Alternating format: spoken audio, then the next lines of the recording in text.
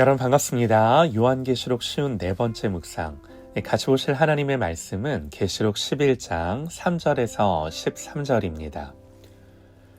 내가 나의 두 증인에게 권세를 주리니 그들이 굵은 베옷을 입고 1260일을 예언하리라. 그들은 이 땅의 주 앞에 서 있는 두 감람나무와 두 촛대니 만일 누구든지 그들을 해하고자 하면 그들의 입에서 불이 나와서 그들의 원수를 삼켜버릴 것이요 누구든지 그들을 해하고자 하면 반드시 그와 같이 죽임을 당하리라. 그들이 권능을 가지고 하늘을 닫아 그 예언하는 날 동안 비가 오지 못하게 하고 또 권능을 가지고 물을 피로 변하게 하고 아무 때든지 원하는 대로 여러 가지 재앙으로 땅을 치리로다. 그들이 그 증언을 마칠 때에 무적행으로부터 올라오는 짐승이 그들과 더불어 전쟁을 일으켜 그들을 이기고 그들을 죽일 터인즉 그들의 시체가 큰 성 길에 있으리니 그 성은 영적으로 하면 소돔이라고도 하고 애굽이라고도 하니 곧 그들의 주께서 십자가에 못 박히신 곳이라. 백성들과 족속과 방언과 나라 중에서 사람들이 그 시체를 사흘 반 동안을 보며 무덤에 장사하지 못하게 하리로다. 이 두 선지자가 땅에 사는 자들을 괴롭게 한 고로 땅에 사는 자들이 그들의 죽음을 즐거워하고 기뻐하여 서로 예물을 보내리라 하더라. 3일 반 후에 하나님께로부터 생기가 그들 속에 들어가매 그들이 발로 일어서니 구경하는 자들이 크게 두려워하더라. 하늘로부터 큰 음성이 있어 이리로 올라오라 함을 그들이 듣고 구름을 타고 하늘로 올라가니 그들의 원수들도 구경하더라. 그때 큰 지진이 나서 성 10분의 1이 무너지고 지진에 죽은 사람이 7천이라. 그 남은 자들이 두려워하여 영광을 하늘의 하나님께 돌리더라. 아멘. 교회의 정체성이라는 제목으로 하나님의 말씀 듣겠습니다. 본문에 두 증인 이렇게 이제 나오는데요. 3절에서 나의 두 증인 이렇게 말을 합니다. 이건요, 하나님이 주권적으로 임명하고 부르신 자들임을 보여주는 거예요. 또 이들에게 권세를 주리니 그러세요. 시제는 미래지만 나중에 준다는 말이 아니라 하나님의 의지를 강조한 표현이죠. 또 두 증인은 굵은 베옷을 입고 있다 그러는데요.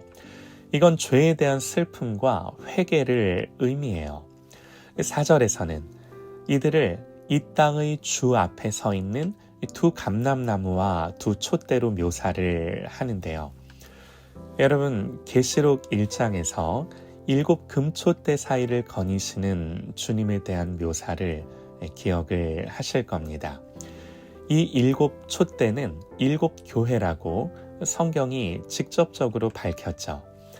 교회를 촛대에 비유하는데요. 이건 교회의 본질이 무엇인지를 보여주는 거죠. 주님은 제자들에게 너희가 세상의 빛이라고 말씀을 하셨습니다.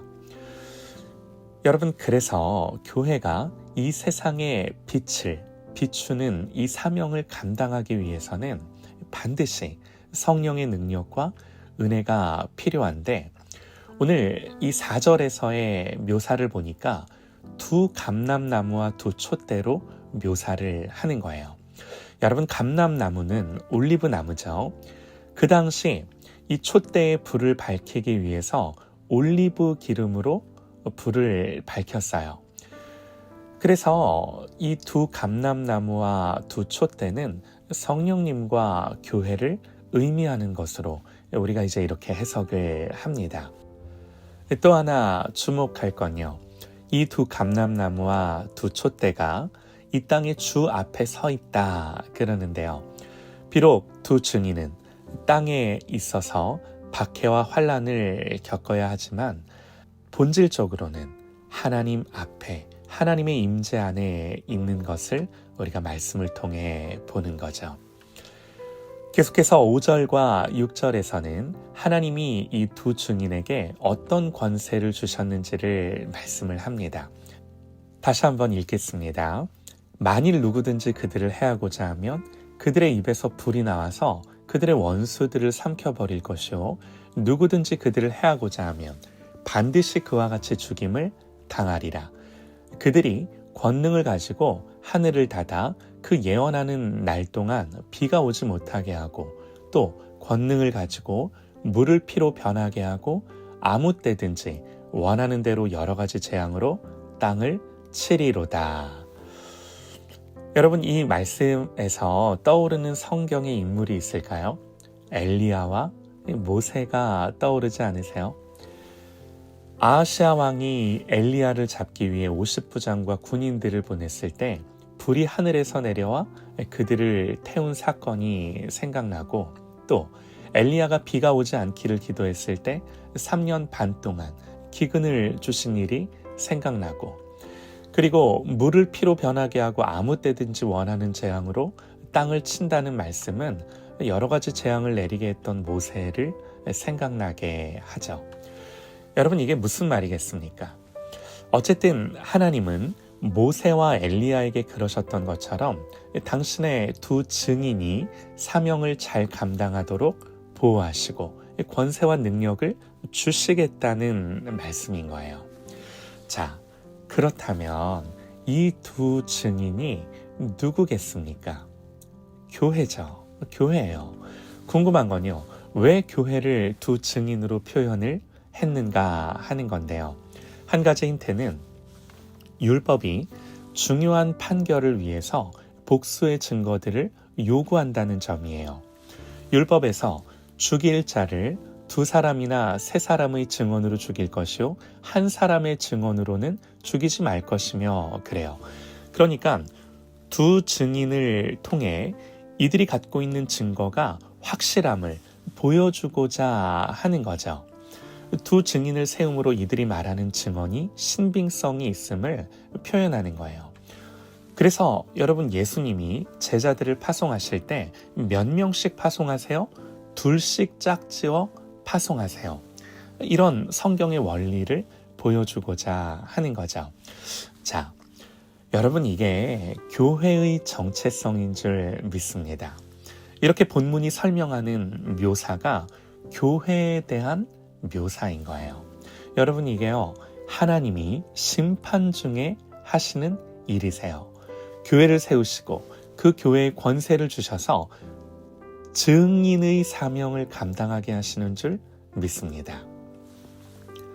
자, 이제 우리는 또 하나 우리가 말씀 속에서 확인해야 하는 게 7절인데요. 7절에서 그들이 그 증언을 마칠 때에 무적행으로부터 올라오는 짐승이 그들과 더불어 전쟁을 일으켜 그들을 이기고 그들을 죽일 터인즉 그럽니다. 무적행으로부터 올라오는 짐승. 이게 누구를 가리키든 중요한 건요, 하나님을 대적하고 교회를 대적하는 존재죠. 두 증인이 그 증언을 마칠 때에 짐승의 손에 두 증인이 죽임을 당한다는 거예요. 그래서 8절과 9절에서는 두 증인의 시체가 묻히지도 못하고 사흘 반이나 길에 방치됨으로써 그들의 패배와 죽음이 얼마나 모욕적이고 비참한지를 보여주는 거죠. 그리고 10절에서는요, 이 두 선지자가 땅에 사는 자들을 괴롭게 한 고로 땅에 사는 자들이 그들의 죽음을 즐거워하고 기뻐하여 서로 예물을 보내리라 하더라. 두 증인을 이번에는 두 선지자로 묘사를 하면서 이들이 땅에 사는 자들을 괴롭게 했다 그러죠. 무슨 말인가요? 두 선지자의 증언은 이 땅에 사는 사람들의 마음을 불쾌하게 만들었을 겁니다. 그래서 이 두 증인이 죽자 그 죽음을 즐거워하고 기뻐하면서 심지어 서로 예물을 보내기까지 했다 그러는 거죠. 여러분, 주님의 말씀대로 아닌가요? 하나님을 대적하는 세상, 땅에 거하는 자들은 주님의 교회를 미워합니다. 자, 그런데요, 11절에 반전이 일어나는데요. 3일 반 후에 하나님께로부터 생기가 그들 속에 들어가매 그들이 발로 일어서니 구경하는 자들이 크게 두려워하더라. 사흘 반 동안 큰 성의 길에 방치되어 있던 두 증인의 시신이 갑자기 일어나서 두 발로 일어선 거예요. 이걸 보는 사람이 얼마나 놀라겠습니까?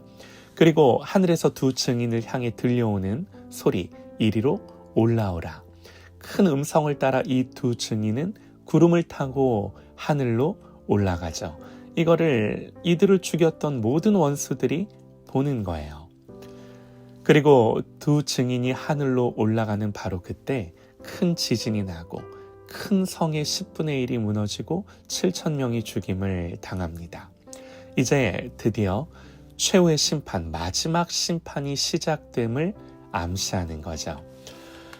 여러분, 이런 내용이 오늘 본문의 대략적인 내용입니다. 사랑하는 여러분, 우리는 이런 말씀에서 우리의 정체성을 봐요. 거울처럼 우리의 모습을 봤으면 좋겠어요. 지금까지 일어났고 앞으로도 일어날 일들 속에서 교회로 부름받은 우리가 누구인가? 이걸 우리가 정말 보기를 원합니다. 본문은요, 어두운 세상을 비출 증인의 사명을 감당해야 할 교회의 본분을 보여줍니다. 여러분, 누가 교회인가요? 우리가 교회예요. 오늘 본문은 어떤 특정한 미래, 어떤 한 도시에서 일어날 일을 말씀한 것이 아니에요. 복음을 거부하는 세상에서 언제 어디서나 사실은 일어나는 일이에요. 중요한 게 뭔가요? 이 모든 것들이 이렇게 기록되어 분명하게 우리에게 밝히 보여지고 있는 거예요. 여러분, 그러니 우리는 두려워하지 말아야 하는 거죠. 사랑하는 여러분, 최후의 승리를 믿고 이 기록된 말씀대로 이 길을 걸어갈 때에 두려워하지 않고 우리의 예정되어져 있는 이 승리가 무엇인지를 알고 하나님을 증언하며 나타내는 그런 저와 여러분 되시기를 간절히 소망합니다.